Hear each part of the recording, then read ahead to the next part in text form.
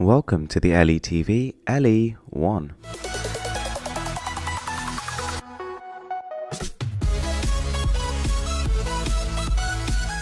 You may remember not too long ago, the Xiaomi Redmi Note 2 really shook up the smartphone market. It costed about $150, and for that you were getting a Helio X10 processor, so literally flagship performance at that budget price point, and that was really special.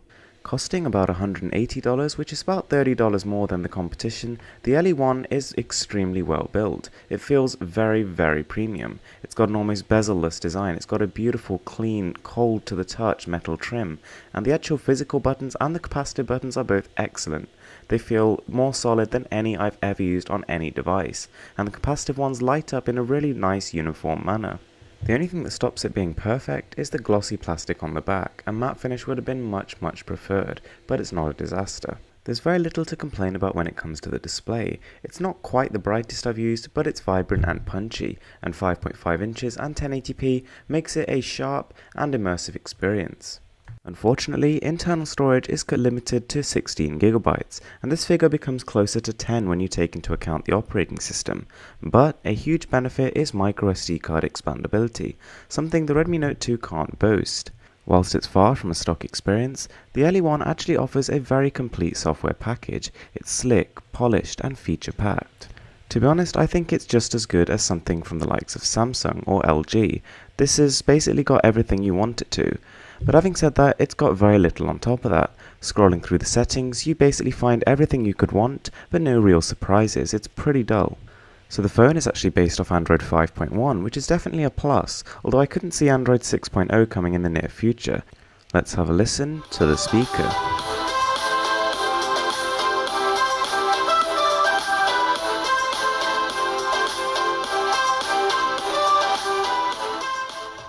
Audio is fantastic, and the speakers are excellently placed, firing downwards rather than backwards, so the sound is clear from almost all directions.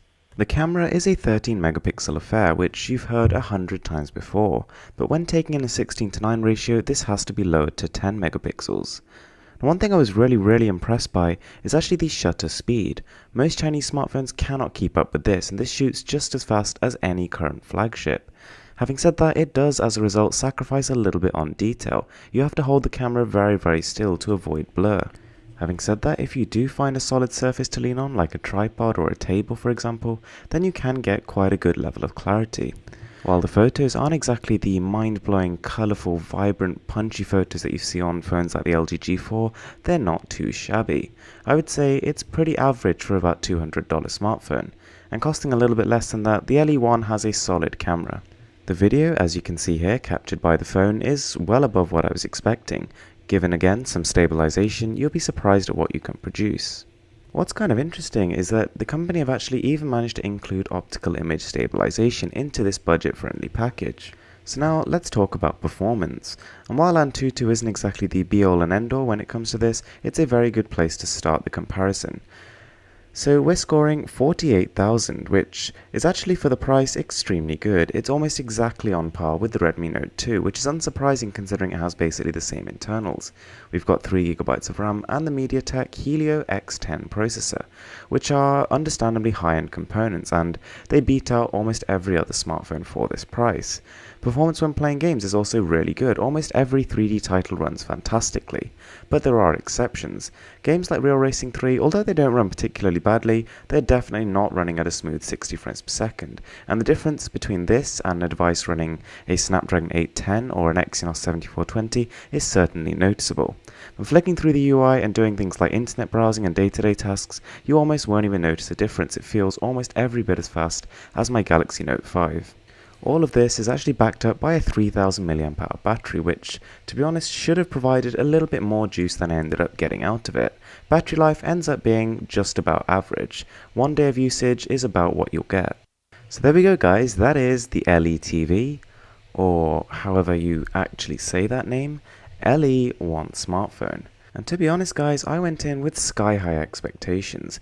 On paper at least, this seemed like the perfect balance between powerful budget smartphones and the premium build quality of higher end handsets, and in almost all situations this ticked the boxes, and some. It's got the powerful performance of a flagship. It's built probably as good or better than almost any other phone I've ever used. The speaker is top notch and the camera is also pretty good. Throw in USB Type-C, 4G LTE, as well as microSD expandability, and this is a really tough phone to resist. The only thing I would say is that it does cost $30 more than the Redmi Note 2, which on paper is almost identical. Thanks a lot for watching, guys. I'm Mr. Who's the Boss, and this is Insanely Cool Tech.